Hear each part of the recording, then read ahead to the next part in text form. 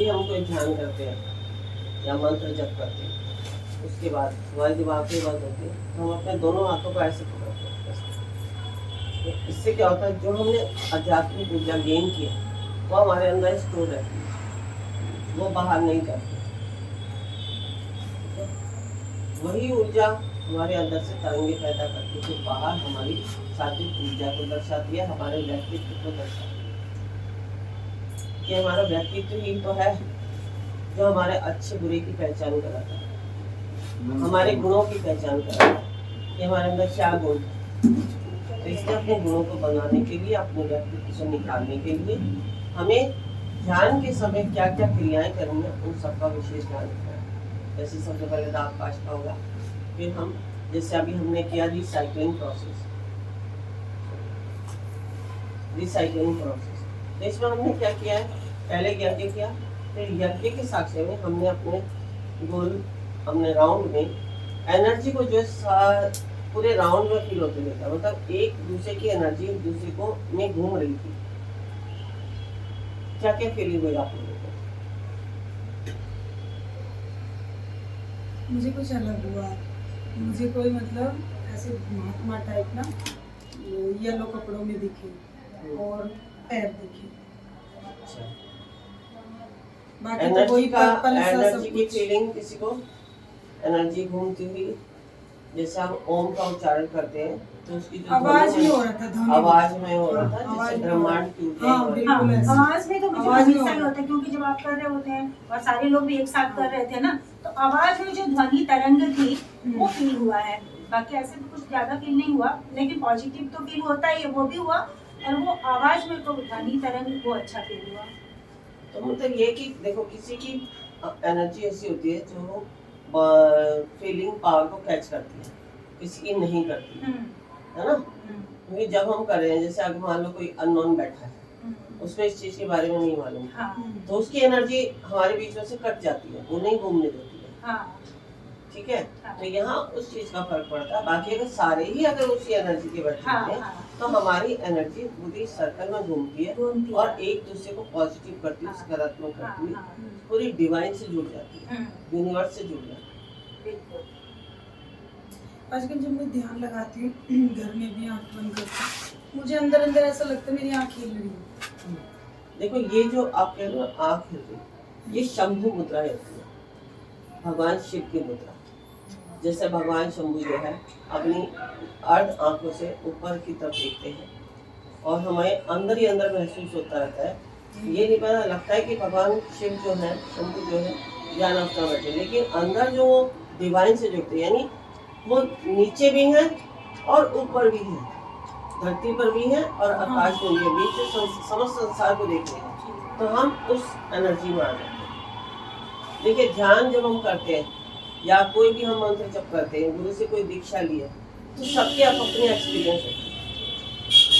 और इसमें क्या होता है, 12 प्रकार की चेतनाएं जागृत होती है। जो सबसे पहली होती है उसमें होता है बहुत गहरा ध्यान लग जाता है।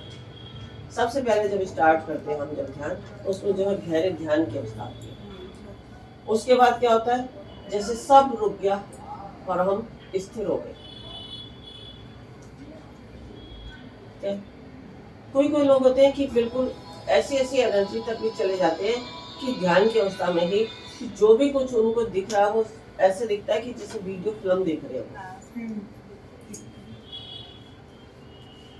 कभी कभी नींद से एकदम से, जैसा हम नींद में झटका लगता है, तो ऐसे जो हमें झटका लगता है जब हम ध्यान में होते हैं, तो इसका मतलब है कि कहीं ना कहीं हमारी एनर्जी गलत डायरेक्शन में जा रही है और परमात्मा ने आके हमें उस नींद से जगा दिया।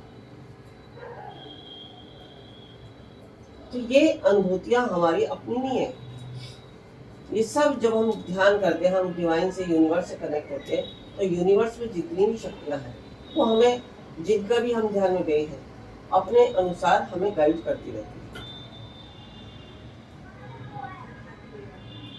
है। ये कोई छोटा, इसको बहुत छोटा भी हम कह सकते हैं और बहुत विराट भी हम कह सकते हैं। जैसे कहते हैं ना कि आदि और अंत नहीं है, अध्यात्म का ना कोई आदि है ना अंत है, और वही भगवान महादेव है। तीनों देव जो है आदि और अंत के बीच में आते हैं।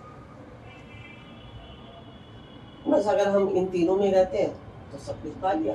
फिर हमें संसार में क्या हो रहा है क्या नहीं हो रहा इससे क्या लेना।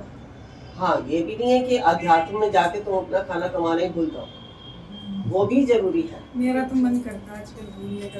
नहीं, संसार में रहना, संसार में हम आए हैं तो वहाँ हमें कमाना भी है, खाना भी है, समाज के रिश्तों को भी निभाना है, समाज के कार्यों को भी करना है।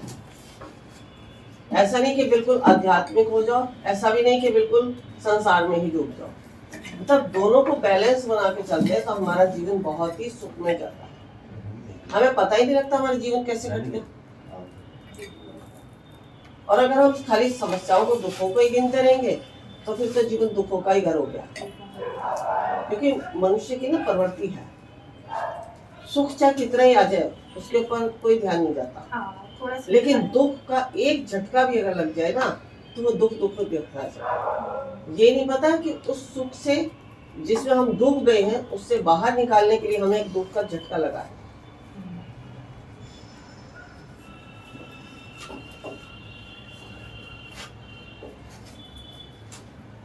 तो आज हमारा यही संपन्न हुआ सब।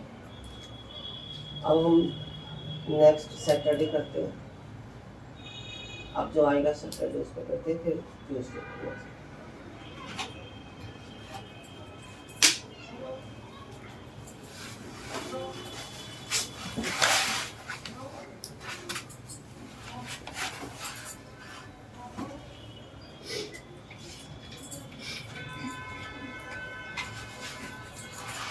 प्रसाद सबको दे दो।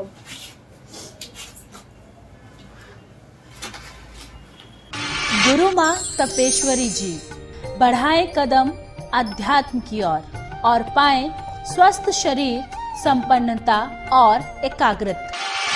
गुरु माँ के द्वारा प्रदान की जाती हैं 108 प्रकार की दीक्षाएं। गुरु माँ से सीखिए ध्यान एवं उपचार पद्धतियाँ। 1. मुद्रा विज्ञान, साधना से सिद्धियों की ओर। 2. तत्व ज्ञान। 3. लामा फेरा, तनाव, डिप्रेशन, पागलपन, नजर दोष, टोने टोटके में अत्यंत प्रभावी। 4. योग माया, रोगी को रोग मुक्त कराना। 5. हुंकार विद हलीम, बौद्धिक विकास एवं लक्ष्य प्राप्ति हेतु। 6. प्रिटी सर्कल, एकाग्रता बढ़ाने के लिए। गुरु माँ के द्वारा प्रदान की जाने वाली दीक्षाएं लेकर जीवन को सुखों से भर सकते हैं। आप गुरु माँ तपेश्वरी जी से किसी भी समस्या के समाधान के लिए परामर्श कर सकते हैं, मात्र 1100 रुपए। हमारा पता है Maa Tapeshwari Ashram, Diksha Dham, infinity consciousness foundation trust, registered, village and post, Kundli district, Sonipat, Haryana, opposite Nawal hospital, near Delhi, Singhu border. Email ID incofoundation@gmail.com। Facebook Guru Maa Tapeshwari जी। हमारे आश्रम के नंबर हैं 9811738004।